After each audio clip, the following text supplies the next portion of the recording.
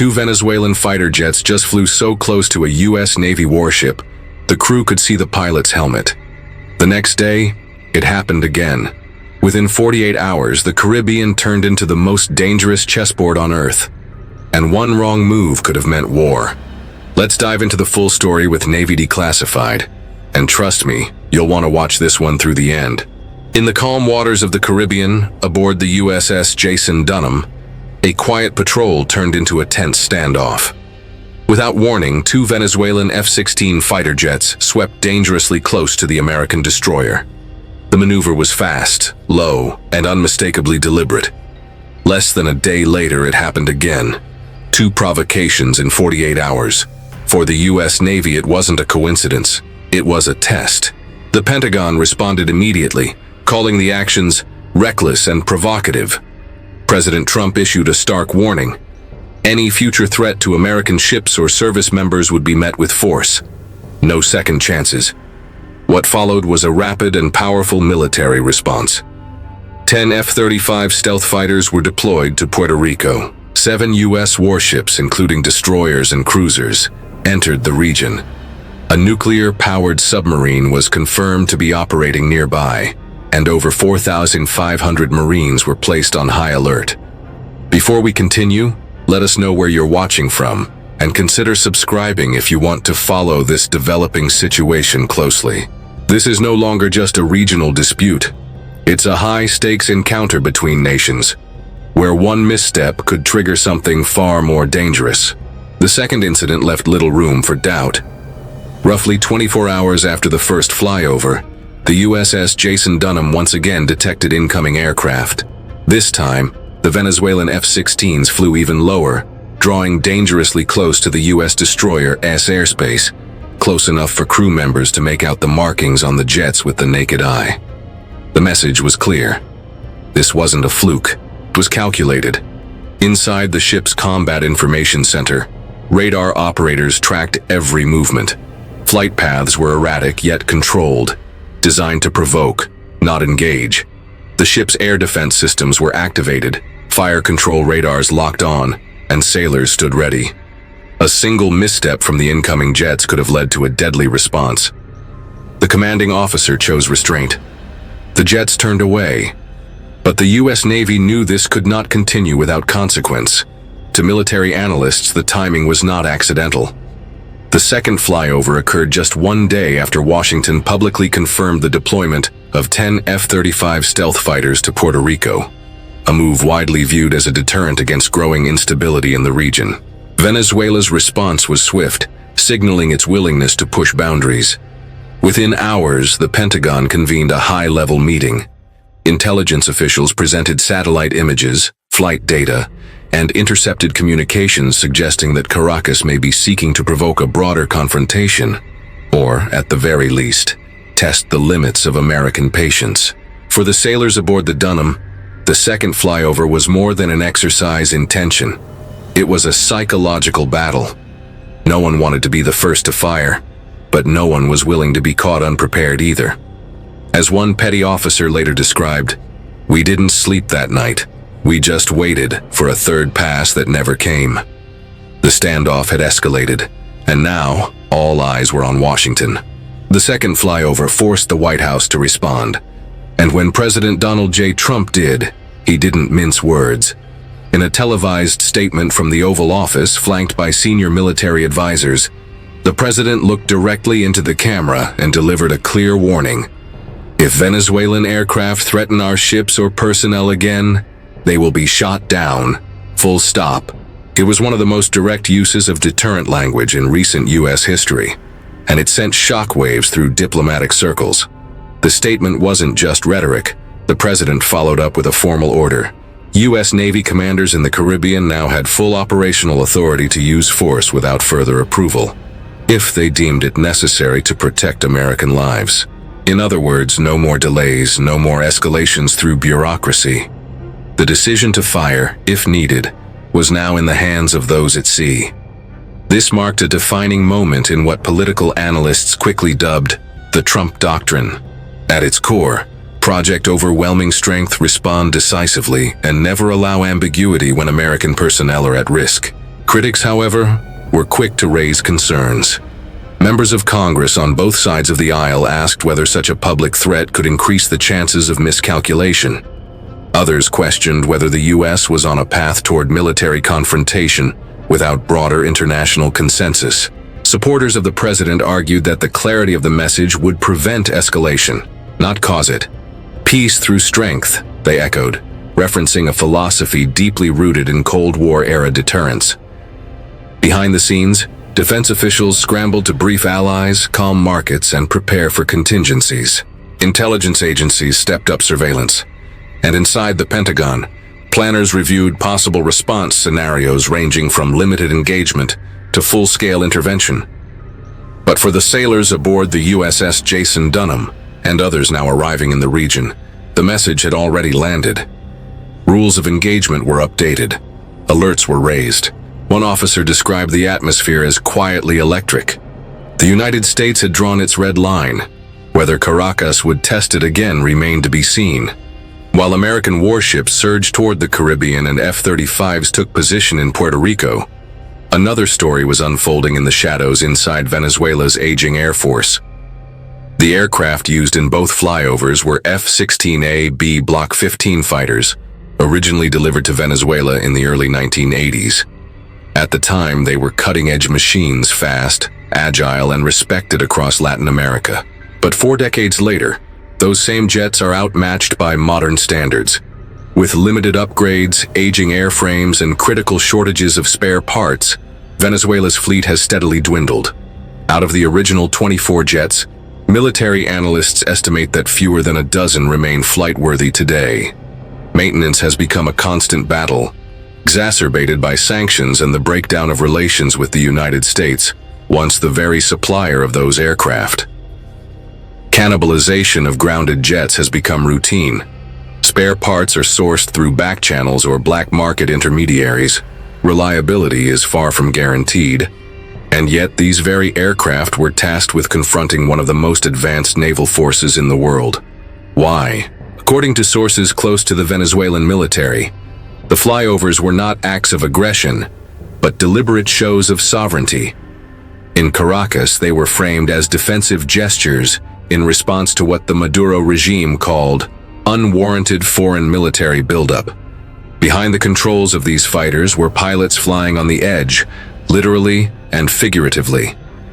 Operating in low-altitude airspace near U.S. warships meant gambling with tight margins for error and uncertain outcomes. One Venezuelan pilot, speaking anonymously to regional press, said, "Our orders were clear. Do not engage, do not cross into firing range, but make them see us." Alongside the F-16s, Venezuela also possesses a smaller number of Su-30 Mk2 flanker fighters purchased from Russia. These aircraft are more modern and longer ranged, but they too face maintenance and readiness issues. Still, their presence adds another layer to the region's military puzzle. Despite their limitations, Venezuela's aging F-16s remain symbols of national pride and political defiance. For President Nicolas Maduro, deploying them was less about military impact and more about optics, projecting resolve, domestically and abroad. But symbolism comes with risk. Every low pass near a U.S. ship invites a potential miscalculation. And in the confined airspace of the Caribbean, a single malfunction or misunderstanding could mean disaster. The response from Washington was swift, deliberate, and overwhelming. Less than 72 hours after the second Venezuelan flyover, the Pentagon confirmed the deployment of 10 F-35 Lightning II stealth fighters to Puerto Rico, S. Muñiz Air National Guard Base. The move wasn't just symbolic, it was strategic. The F-35 is among the most advanced aircraft ever built. With radar-evading design, real-time data sharing, and unmatched sensor integration, it is capable of seeing without being seen, striking without warning, and coordinating seamlessly with naval and ground forces. By stationing them in Puerto Rico, the U.S. effectively placed a digital eye over the entire Eastern Caribbean. But the air presence was just the beginning. At sea, the U.S. Navy bolstered its position with 7 major warships, including 3 Arleigh Burke-class destroyers, the USS Jason Dunham USS Gravely, and USS Sampson. These destroyers are the backbone of America's surface fleet, versatile, powerful, and built to fight across domains. Each ship carries over 90 vertical launch missiles, capable of defending against aircraft, cruise missiles, and submarine threats. Joining them was the USS Lake Erie, a Ticonderoga-class cruiser known for its robust air defense capabilities. With over 120 missile cells, the Lake Erie adds another layer to America's layered missile shield in the region. Beneath the waves, an unconfirmed but publicly acknowledged nuclear-powered submarine began operations in the Caribbean. Though its exact location remains classified, its presence alone sends a powerful message.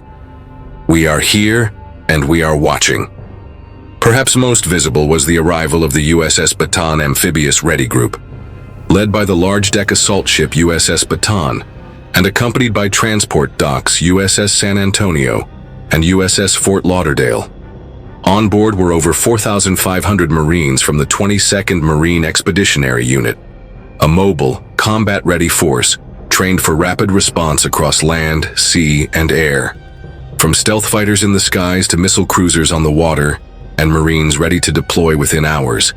The United States had made its posture unmistakable. This was no bluff. Inside the Pentagon, officials stressed that the deployment was not a prelude to conflict, but a measure of deterrence.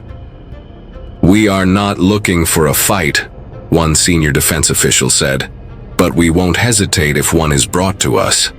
In the Caribbean, the shield was in place, and it was formidable. With American air power positioned in Puerto Rico and naval forces spread across the Caribbean, a new phase of the standoff had begun. One that required no more flyovers, no more speeches, just presence. And in geopolitics, presence is power. On the deck of the USS Jason Dunham, sailors resumed their routines, but the atmosphere had changed. Rules of engagement had been updated. Fire control systems remained online around the clock. Crew members rotated through readiness drills more frequently. Nobody said it out loud, but everyone knew. They were closer to conflict than they had ever been. "We are not here to start a war," one officer noted in his logbook. "We are here to make sure no one else does either."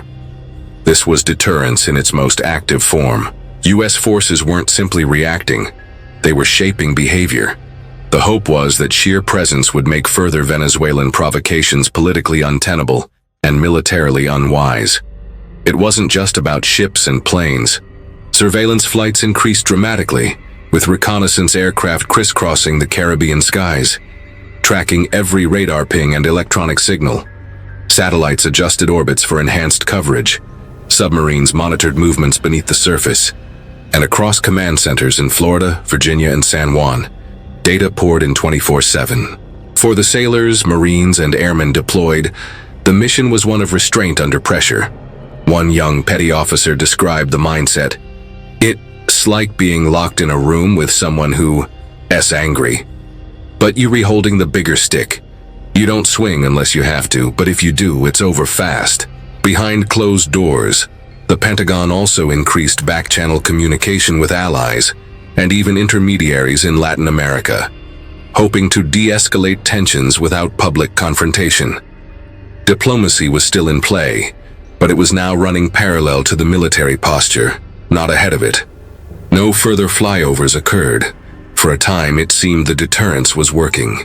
But in environments this volatile, peace isn't measured by what happens, it's measured by what doesn't.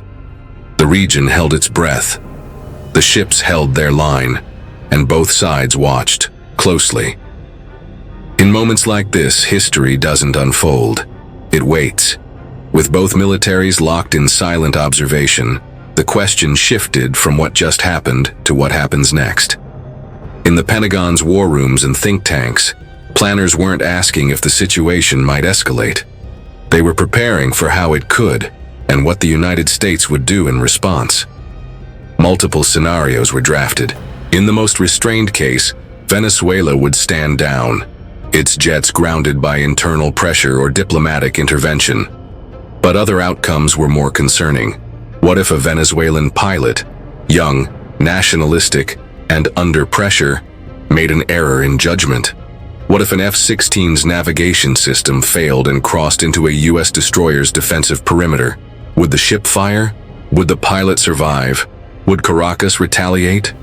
To prevent miscalculation, the U.S. Navy distributed new engagement protocols to commanders at sea, guidelines designed to preserve life without sacrificing security. Still, the final call would rest with individuals in the moment.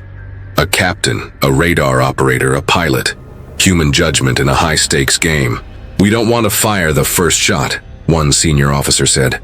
"But we won't absorb the first one either." Meanwhile, contingency forces quietly moved into position. An additional amphibious assault ship was placed on standby off the Atlantic coast. F-15 and F-16 squadrons in Florida were alerted. Intelligence chatter suggested that regional actors, including Russia and Cuba, were watching closely, if not directly advising Caracas behind the scenes. Inside Venezuela, state television continued to frame the U.S. presence as imperial overreach. But off-camera, sources reported logistical struggles in maintaining further flyovers. The message may have been sent, but sustaining the threat would require more than bluster.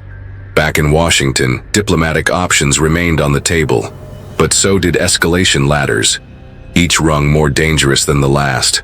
The world had entered what military theorists call a flashpoint posture. Everything appears stable, until it's not.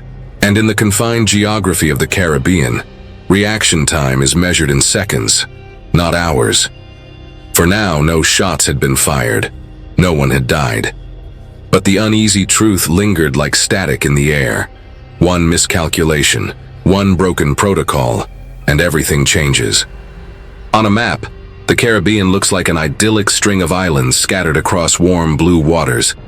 But for military planners, it's something else entirely. A strategic chessboard where air, sea, and influence intersect. The United States has long viewed the Caribbean as its maritime backyard, a critical zone for trade routes, energy transport, and hemispheric security. Puerto Rico, Guantanamo Bay, and the Panama Canal form key anchor points in America's regional posture. But in recent years, that balance has been challenged. Venezuela, under Nicolás Maduro, has aligned itself closely with Russia, China, and Iran, three nations actively seeking to test American resolve. Moscow has sold advanced weapons to Caracas. Beijing has invested heavily in infrastructure and energy. And Tehran, increasingly isolated, has sought allies wherever it can find them. In this context, the Venezuelan flyovers weren't just reckless shows of strength. They were calculated moves on a broader board, testing how far the United States would go to defend its space of influence. For decades, American dominance in the Western Hemisphere was rarely contested in public. That era may be changing. Military analysts noted that the flyovers came just weeks after a Russian surveillance vessel docked in Havana, and days before Chinese cargo ships were seen near Venezuelan ports. The timing wasn't lost on Washington. "This isn't just about Venezuela," one former intelligence officer noted. "It's about what Russia learns, what China observes, and what Iran dares next." Meanwhile, smaller nations in the region have been caught in the middle. Caribbean governments reliant on both American security guarantees and Venezuelan energy deals now face difficult choices. Some have called for restraint, others have remained silent. At the United Nations, the situation has sparked quiet concern. Diplomats warn that if the U.S.-Venezuela standoff escalates, it could open a new front in global power competition, one with little room for neutral players. History offers a precedent: the Cuban Missile Crisis of 1962. Then, as now, the Caribbean was the setting for great power brinkmanship. The stakes are different, but the risks remain painfully familiar. As one retired admiral put it, "This isn't a local issue anymore. It's global positioning with live ammunition just offshore." In the days that followed the U.S. military buildup, no more flyovers occurred. No missiles were fired. No warnings repeated. But the silence was not peace. It was a pause, tense, calculated, and temporary. The Venezuelan government made no further provocative moves, though state media continued its rhetoric. U.S. ships remained on station, F-35s patrolled from Puerto Rico, and the Marines stayed ready, their mission unchanged. Diplomatic channels reopened quietly, brokered in part by neutral regional partners. Intelligence reports suggested Caracas had pulled back its air patrols, not out of goodwill, but out of exhaustion. Maintenance issues, fuel shortages, and international pressure had taken their toll. For the United States, the operation was viewed as a success in deterrence. No lives were lost, no shots were fired. But the message had been delivered clearly. American forces will not be intimidated. Not here. Not now. And yet, beneath that calm surface lies a sobering truth.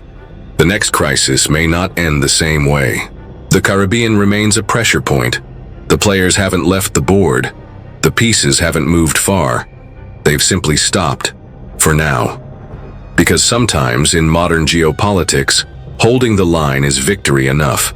What happens when two aging fighter jets threaten the world's most powerful navy? This incident wasn't just about military maneuvers. It was about testing resolve, managing perception, and holding a fragile peace in a world that feels increasingly unpredictable.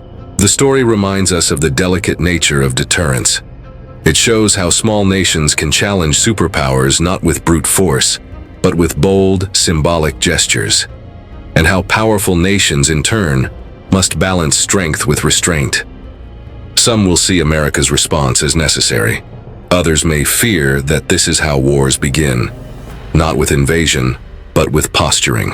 What's clear is that the Caribbean is no longer just a vacation map. It's a live theater of geopolitical tension.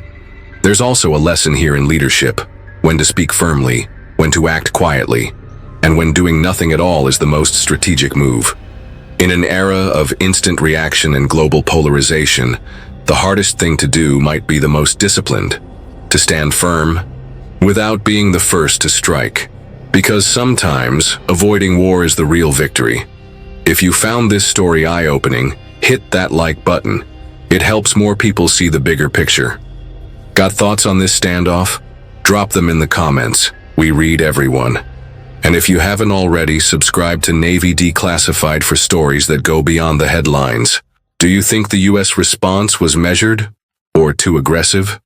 Should smaller nations be allowed to test superpowers without consequences? Let us know what you think.